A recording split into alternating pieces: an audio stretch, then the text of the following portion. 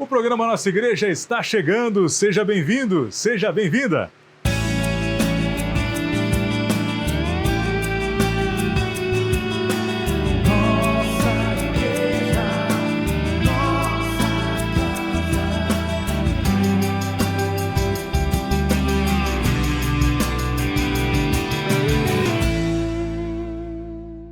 Nesta semana, você que nos acompanha aqui pela TV União, pelas cidades que são alcançadas por esta emissora, também pela Web TV Beato Donizete e nos canais de comunicação da Diocese de São João da Boa Vista, estamos com um tema muito interessante. Mas antes de nos aprofundarmos um pouco mais e falarmos do nosso convidado desta semana, eu quero convidá-lo e convidá-la a rezar junto conosco em mais este episódio.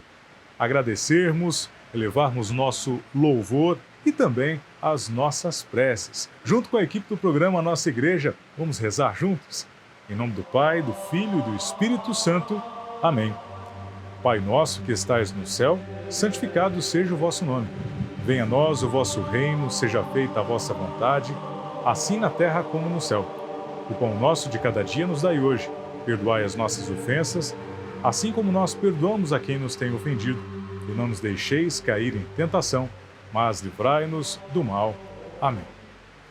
O programa Nossa Igreja desta semana, em que nestes dias celebra-se o Dia Internacional da Religião e também o Dia Nacional de Combate à Intolerância Religiosa, convidamos o professor José Caetano Minucci, que inclusive é professor nos seminários diocesanos em São João da Boa Vista e também em Brodowski, para falar um pouco sobre este tema tão importante com todos nós.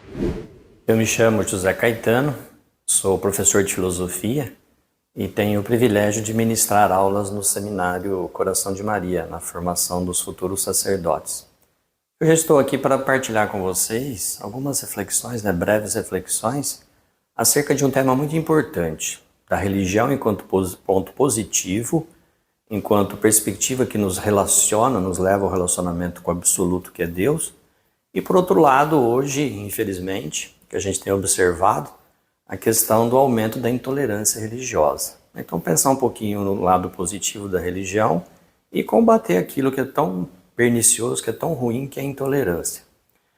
A gente sabe que a religião, ela é muito importante. Isso, se a gente observar do ponto de vista histórico, nós vemos ela presente como fenômeno humano. O Valdomiro Piazza, um filósofo, diz que a religião é um fenômeno humano e muito importante. Isso nos remete a pensar na religião enquanto meio. Ela não pode ser encarada como fim. Se a religião for encarada como fim, nós vamos concebê-la como simplesmente algo que nos remete diretamente àquilo que é o absoluto, e não é. A religião não é absoluta. Tanto é que nós temos várias religiões, várias denominações religiosas, vários credos. O importante é que ela seja o meio, ou seja, um meio que nos remete a um fim. E o fim é Deus. A religião é um canal, é como se fosse um cano que remete, que leva a água para uma caixa. E esse cano, sendo a religião, nos leva e nos remete até Deus. Um pensador alemão chamado Immanuel Kant diz que a realidade é composta de dois elementos básicos, o fenômeno e o nômeno. O fenômeno é aquilo que se vê, o nômeno é aquilo que é a coisa em si.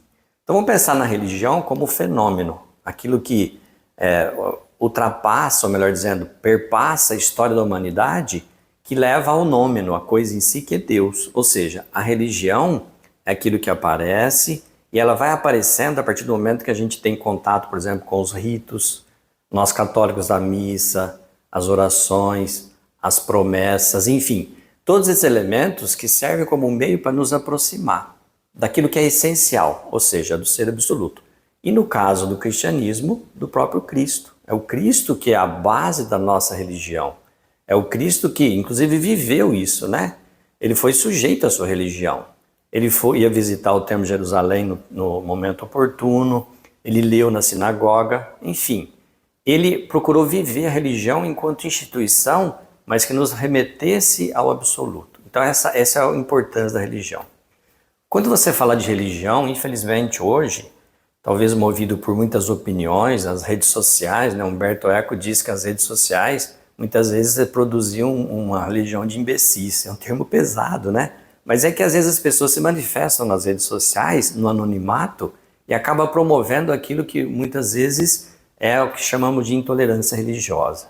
Agredindo as pessoas, simplesmente faltando com respeito, com educação. Isso é muito sério. Então, se por um lado nós temos a religião como algo tão positivo, nós devemos combater e não admitir em hipótese alguma a intolerância. O respeito para com a religião do outro. Eu concebo a religião de uma forma, eu tenho essa vivência, e por que não respeitar o outro? Por que não respeitar os seus princípios? Na verdade, todas elas devem conduzir a Deus. E o Cristo, quando esteve na Terra e nos propôs um modo de vida diferente, ele não simplesmente propôs uma vida que nos levasse à salvação simplesmente, mas ele propôs uma vida feliz. O Aristóteles diz que o bem supremo é a felicidade. É a felicidade que deve conduzir a nossa vida. É a felicidade que deve mover as nossas relações. Portanto, o respeito em relação ao outro, as suas convicções, as suas crenças, o seu modo de viver, é uma forma de estabelecer aquilo que falta para a humanidade. A harmonia, a sintonia. Só assim nós chegaremos àquilo que o Cristo diz. Um dia chegará o dia em que nós adoraremos em espírito e verdade. E não mais num templo, não mais simplesmente num rito.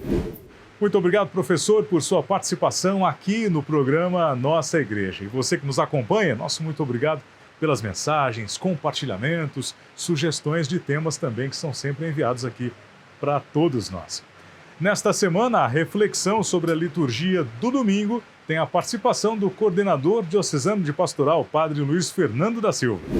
Caros irmãos e irmãs, estamos vivendo com a Igreja o tempo comum, que é o tempo da vida pública de Jesus. Jesus passou por esse mundo fazendo bem a todos e deixando um sinal da sua presença na vida de todos.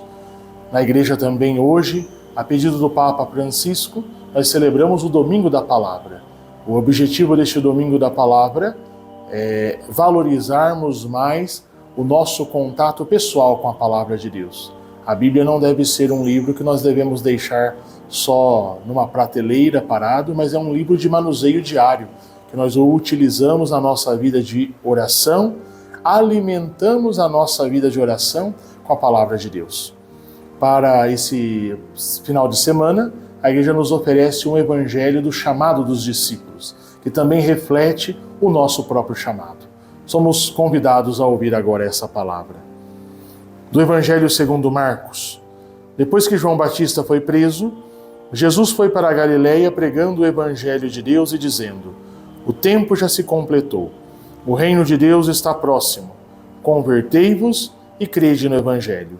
E passando à beira do mar da Galileia, Jesus viu Simão e André, seu irmão, que lançavam a rede ao mar, pois eram pescadores. Jesus lhes disse: segui-me e eu farei de vós pescadores de homens.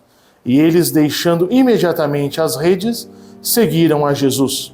Caminhando mais um pouco, Jesus viu também Tiago e João, filhos de Zebedeu. Estavam na barca consertando as redes, e logo os chamou. Eles deixaram seu pai Zebedeu na barca com os empregados e partiram seguindo Jesus. Jesus passa no cotidiano da nossa vida nos chamando. Os discípulos não estavam fazendo nada de extraordinário, estavam trabalhando. E em meio ao seu trabalho, perceberam que Jesus chamava e que eles poderiam ser colaboradores de Jesus na construção do seu reino. O chamado de Jesus passa por 3 princípios. Primeiro, ele diz: o reino de Deus está perto. Essa é a primeira certeza que o discípulo deve ter. Jesus e o seu reino está perto de mim. Deus não é um Deus distante, lá em cima no céu, e eu cá na terra, tendo que viver a minha vida, dando os meus próprios pulos. Não. Deus participa da minha vida diária. O reino de Deus está perto. Jesus está perto de nós. Essa é a primeira certeza da nossa fé. Segundo, Jesus vai dizer: convertei-vos e crede no Evangelho. Para seguirmos Jesus, precisamos de conversão. Não é uma exigência pesada que Jesus faz, mas Jesus acredita que o ser humano pode ser melhor. O ser humano é capaz de ser melhor. E essa melhoria do ser humano já é a sua conversão. Eu e você podemos ser amanhã melhores do que fomos hoje. Isso já é a nossa conversão. Então, para seguir Jesus é preciso se converter. E o terceiro passo é o próprio convite de Jesus: vem e segue-me. O seguimento de Jesus não se faz parado, se faz na caminhada, ao longo da caminhada. E quando vamos fazer uma caminhada, sabemos, existem caminhos mais brandos, existem caminhos mais tortuosos, existem caminhos íngremes. A caminhada tem os seus próprios desafios. E assim é a minha caminhada, é a tua caminhada, temos os nossos desafios. Mas vamos seguindo Jesus. Ele é o mestre que vai à nossa frente e nós vamos atrás dele aprendendo como discípulos. Vamos agradecer a Deus nesse dia, porque Ele chamou cada um de nós pelo nome, porque Ele nos propõe o seu seguimento. Vamos agradecer também por esse dia da palavra, porque temos a palavra de Deus, que é um alimento diário que nos sustenta cada dia. Rezemos, meus irmãos e minhas irmãs. Deus eterno e todo-poderoso, dirigi nossas ações segundo a vossa vontade, para que, em nome do vosso dileto Filho, mereçamos frutificar em boas obras. Por nosso Senhor Jesus Cristo, vosso Filho, que é Deus, e convosco vive e reina, na unidade do Espírito Santo, por todos os séculos dos séculos. Amém. Um abraço fraterno a todos e uma abençoada semana. Amém. Muito obrigado, Padre Luiz Fernando, por sua participação aqui no programa Nossa Igreja. Até a próxima semana. Um grande abraço. Tchau, tchau.